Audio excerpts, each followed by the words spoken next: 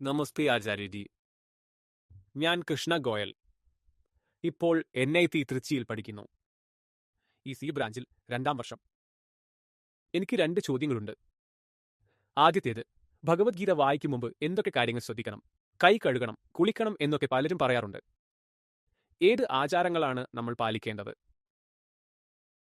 രണ്ടാമത്തെ ചോദ്യം, നമ്മൾ ആത്മീയതയ്ക്കായി ഉള്ളവരാണോ അതോ സാധാരണ ജീവിതം നയിക്കേണ്ടവരാണോ എന്ന് എങ്ങനെ അറിയാം? നിങ്ങളാണോ കൃഷ്ണഗോയൽ?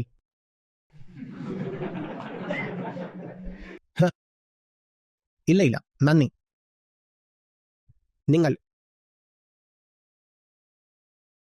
നിങ്ങൾക്ക് ഫൗണ്ടേഷന്റെ ഗീത കോഴ്സ് ആക്സസ് കിട്ടിയോ? ആരെങ്കിലും ഇതൊന്ന് നോക്കി അയാൾക്ക് ആക്സസ് നൽകൂ. നിങ്ങളുടെ ചോദ്യത്തിനുള്ള ഏക ശരിയായ ഉത്തരം അതാകാം. നിങ്ങൾ ചോദിക്കുന്നത് ഗീതയിലേക്ക് കടക്കുമ്പോൾ എന്തെല്ലാം മനസ്സിൽ കരുതണമെന്നാണോ? കുളിക്കുന്നതിന് മുമ്പ് ഞാൻ ഏതുതരം മാലിന്യമാണ് കൊണ്ടുപോകേണ്ടതെന്ന് ചോദിക്കുന്നത് പോലെയാണിത്. മനസ്സിൽ പേറുന്നതെല്ലാം കഴുകിക്കളയാൻ ഉള്ളതാണ് ഗീത. ഗീതയിലേക്ക് വരുമ്പോൾ എന്തിനാണ് എന്തെങ്കിലും മനസ്സിൽ വയ്ക്കാൻ ആഗ്രഹിക്കുന്നത്? നിങ്ങളുടെ മനസ്സിലുള്ളത് ഗീതയേക്കാൾ വലുതാണോ? പിന്നെന്തിനാണ് ഗീതയിലേക്ക് വരുമ്പോൾ അത് സംരക്ഷിക്കുന്നത്? മനസ്സിലുള്ളത് എന്തുമാകട്ടെ, പറയുക നിങ്ങൾ ഗീതയ്ക്ക് താഴെയാണ്, അതുകൊണ്ട് കഴുകിക്കളയാൻ തയ്യാറാകുക. ഞാൻ ഗീതയിലേക്ക് പോകുന്നു.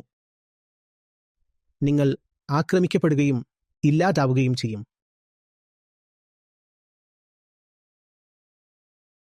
ഗീതയിലേക്ക് പോകും മുമ്പ് ഞാൻ കൈകൾ വൃത്തിയാക്കണോ? ശുദ്ധി എന്നാൽ എന്താണെന്ന് ഗീത നിങ്ങൾക്ക് പറഞ്ഞു തരും. ഗീതയിൽ നിന്നാണ് ശുചീകരണത്തിന്റെ നിർവചനം വരുന്നത്. നിങ്ങൾക്ക് എങ്ങനെ അറിയാം ശുദ്ധി എന്നാൽ എന്താണെന്ന്? കൈ കഴുകുന്നതിനെക്കുറിച്ചാണ് ചിന്തയെങ്കിൽ നിങ്ങൾ നിങ്ങളെ ശരീരമായി കാണുന്നു എന്നാണ് അർത്ഥം. ശുചീകരണം എന്നാൽ യഥാർത്ഥത്തിൽ എന്താണെന്ന് ഗീത പറഞ്ഞു തരും. അതോ നിങ്ങൾ ഗീതയേക്കാൾ വലുതാണോ? ആദ്യം ശുദ്ധി വരുത്തി ഗീതയിലേക്ക് ചെല്ലാൻ. ആദ്യമേ ശുദ്ധനാണെങ്കിൽ പിന്നെന്തിന് ഗീതയിലേക്ക് പോകണം? നിങ്ങളെ ശുദ്ധീകരിക്കാനാണ് ഗീതയുള്ളത്. പക്ഷെ നിങ്ങൾ പറയുന്നു നിങ്ങൾ ശുദ്ധനാണെന്ന്. ഇന്നെനിക്ക് നിങ്ങൾ ഒരുപാട് പേർക്ക് ഗീത പഠിപ്പിച്ചു തരാൻ കഴിയുന്നതിന് കാരണം ഞാൻ ചെറുപ്പമായിരുന്നപ്പോൾ ഒരു ടീനേജർ പോലും ആകുന്നതിനു മുമ്പ് പല ദിവസങ്ങളിലും ഞാൻ ഉറങ്ങിയിരുന്നത് ഗീത നെഞ്ചത്ത് വെച്ചുകൊണ്ടായിരുന്നു. ചിലപ്പോൾ പേജുകൾ മടങ്ങിപ്പോകുമായിരുന്നു.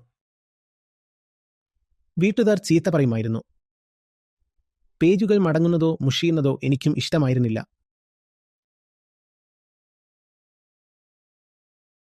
അങ്ങനെ സംഭവിക്കാറുണ്ട്. ഞാൻ അത്രയും ഇഷ്ടത്തിലായിരുന്നു. ഞാൻ ഭക്ഷണം കഴിക്കുമ്പോഴും ഗീത എവിടെയുണ്ടാകും? ഞാനത് ഉപദേശിക്കുന്നില്ല. എന്താണ് സംഭവിച്ചതെന്ന് ഞാൻ സത്യമായി പറയുകയാണ്.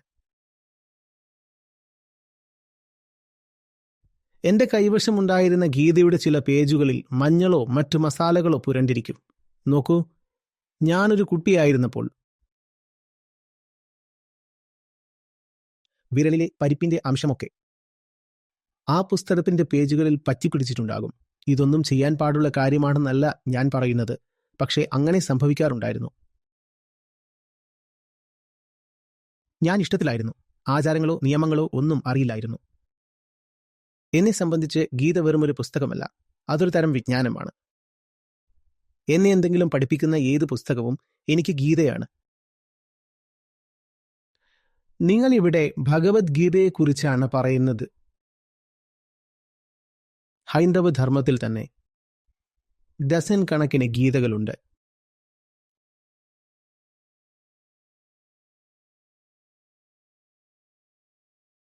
ലോകമെമ്പാടും പുരാതന കാലം മുതൽ ഇന്നുവരെ നോക്കിയാൽ ഇതിലും കൂടുതലെണ്ണം ഗീതകളുണ്ട്. സ്നേഹമുണ്ടാകണം. ഞാൻ അങ്ങനെ പറയാൻ ഉദ്ദേശിക്കുന്നില്ല. മികച്ച പുസ്തകങ്ങൾ ഞാൻ കമ്മോഡിൽ ഇരിക്കുമ്പോൾ പോലും അവ കൂടെ കൊണ്ടുപോകാറുണ്ട്. ഞാനിതാർക്കും റെക്കമെൻഡ് ചെയ്യുന്നില്ല. അങ്ങനെ സംഭവിച്ചത് ഞാൻ എന്തിനു മറച്ചുവെക്കണം? ഇന്നും ആ 10-15 മിനിറ്റ് അവിടെ ഇരിക്കുമ്പോൾ ആ സമയം വെറുതെ കളയാൻ എനിക്ക് കഴിയില്ല. ശരീരം എന്തോ ചെയ്യുന്നു. ഞാൻ എന്താണ് ചെയ്യുന്നത്? കാത്തിരിക്കുകയാണോ? ഞാൻ എൻ്റെ മൊബൈൽ ഫോണിൽ നിന്ന് വായിക്കും. മൊബൈൽ ഫോണില്ലാതെ എനിക്ക് വാഷ്റൂമിൽ കയറാൻ കഴിയില്ല. ഞാൻ ചപ്പുചവറുകളല്ല വായിക്കാറുള്ളത്. എന്നെ ഉണർത്തുന്ന എന്തെങ്കിലും ഞാൻ വായിക്കും. അവിടെ ഞാൻ എന്ത് ആചാരമാണ് പാലിക്കുന്നത്?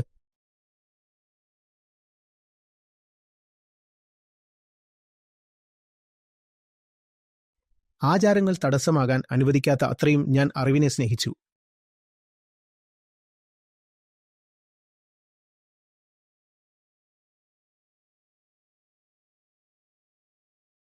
നിയമങ്ങൾ പാലിക്കുന്നതിലല്ല സ്നേഹമിരിക്കുന്നത്.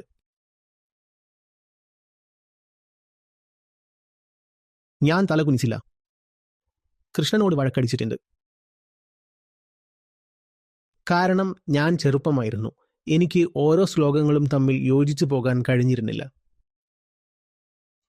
വെറുതെ ഒരാളുടെ അധികാരം കണ്ട് തലകുനിക്കാൻ ഞാൻ തയ്യാറായിരുന്നില്ല. ആ പുസ്തകം മികച്ചതാണെങ്കിൽ എനിക്കതിലൊരു പൊരുത്തം കാണാൻ കഴിയണം. കാര്യങ്ങൾ പരസ്പരം യോജിക്കണം. എല്ലാം കൂടിച്ചേർന്ന് ഒന്നായി മാറണം. ഒരു അധ്യായത്തിലെ വാക്യം മറ്റൊരു അധ്യായത്തിന് വിപരീതമാവില്ല. ഞാനത് തിരിച്ചറിയാൻ സമയമെടുത്തു.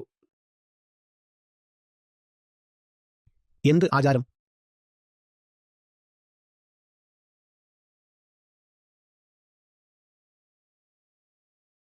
ഇന്നും ഒരു മതഗ്രന്ഥത്തിലെ ഒരു പ്രത്യേക വാക്യം ഞാൻ വായിക്കുമ്പോൾ അത് മുഴുവൻ വേദഗ്രന്ഥവുമായും യോജിക്കുന്നത് കാണാൻ കഴിയുന്നില്ലെങ്കിൽ ഞാനത് ആളുകളോട് സത്യസന്ധമായി പറയാറുണ്ട്. ഞാൻ പറയും, എനിക്കറിയില്ല ഈ വരി എങ്ങനെ ഈ പുസ്തകത്തിൽ വന്നുവെന്ന്. കാരണം ബാക്കിയുള്ള പുസ്തകം ഇതുമായി ഒത്തുപോകുന്നില്ല.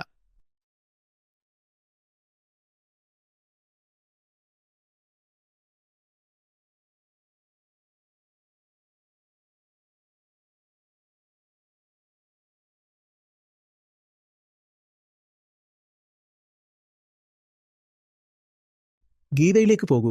ഗീതയെ എങ്ങനെ സമീപിക്കണമെന്ന് ഗീത തന്നെ പറഞ്ഞുതരും. നിങ്ങൾക്ക് ഗീതയേക്കാൾ വലുതാകാൻ കഴിയില്ലല്ലോ. അപ്പോൾ ശുചിത്വം എന്നാൽ എന്താണ്? അനുസരണം എന്നാൽ എന്താണ്? വിശുദ്ധി എന്നാൽ എന്താണ്? വിശ്വസ്തത എന്നാൽ എന്താണ്? ഇതെല്ലാം ഗീത തന്നെ നിങ്ങളെ പഠിപ്പിക്കും.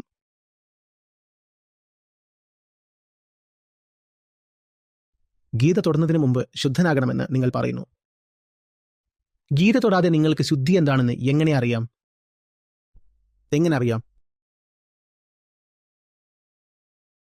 നിങ്ങൾ ഇപ്പോൾ ഉള്ളതുപോലെ ഗീതയിലേക്ക് പോകുക. ഒരു കൊച്ചുകുട്ടി അമ്മയുടെ അടുത്തേക്ക് ചെല്ലുന്നത് പോലെ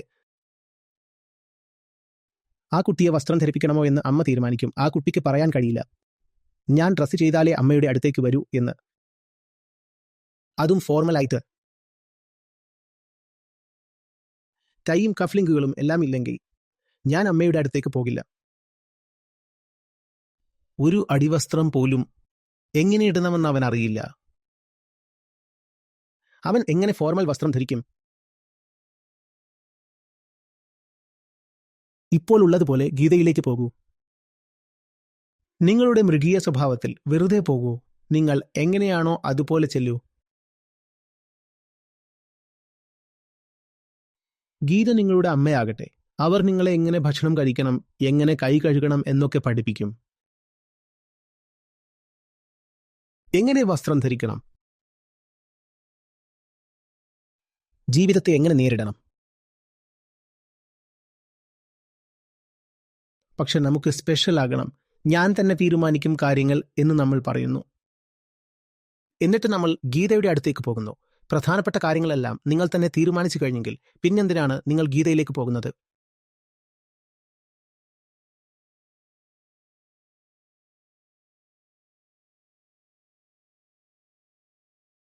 ഇല്ല, എനിക്ക് ഗീതയിലേക്ക് പോകാനുള്ള സമയമായിട്ടില്ല. നിങ്ങൾക്ക് എങ്ങനെ അറിയാം സമയമായോ ഇല്ലയോ എന്ന്? അതുപോലും ഗീത തന്നെ നിങ്ങൾക്ക് പറഞ്ഞു തരും. ആദ്യം അവളുടെ അടുത്തേക്ക് പോകൂ.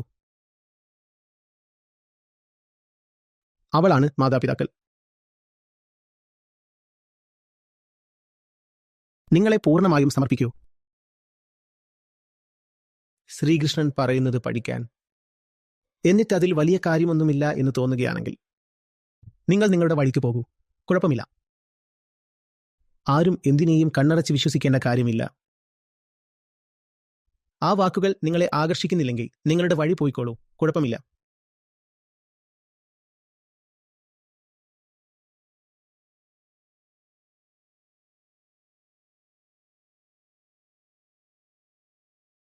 ഏത് സമയത്താണ് ഞാൻ ഗീത വായിക്കേണ്ടത്?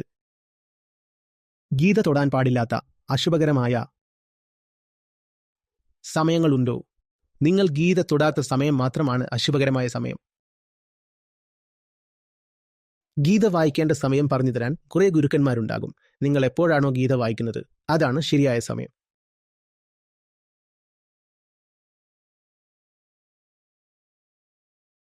ശുദ്ധനായി ഗീതയിലേക്ക് പോകാം.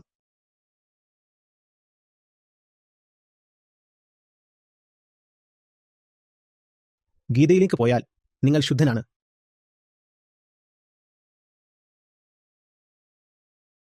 നന്ദി സർ.